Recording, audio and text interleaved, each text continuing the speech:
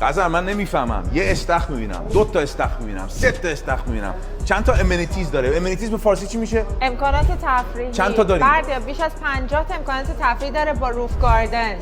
میتونم شراب بخورم آخر شب حال کنم. از ویو داونتاون لذت ببری. از ویو داونتاون. پس این تو بیزنس بی یا تو داونتاون؟ این توی بیزنس بی هستش که فقط 5 دقیقه تا برج خلیفه. آها این پل روی کاناله، از اون پشتم میرسی. میری تو داونتاون. اوکی. چه آپارتمانایی داریم؟ یه اتاق خوابه؟ استودیو، یه خوابه، 2 خوابه. خب فولی فرنیشد و فولی فیتد. کاملا مبله. کاملا مبله. فقط ساکو ببر تو عشق و حال. اوکی. دلیوری کی؟ یعنی به فارسی چی میشه دلیوری؟ زمان تحویلش کوارتر 1 2027. اوکی. اون وقت خود پیمنت پلن هم چجوری آدم پول میده؟ 50% زمان ساخت، 50% موقع تحویل. 50% موقع تحویل. اوکی. غزل معمولا 50 تا امنیتیز هیچ وقت بهت نمیدن تو بیزنس بی و داونتاون اریا.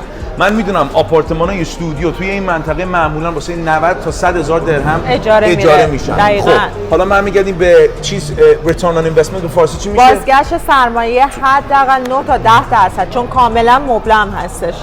پس قیمت میشه از 1 میلیون درهم شروع میشه. به فارسی چی میشه در حال حاضر؟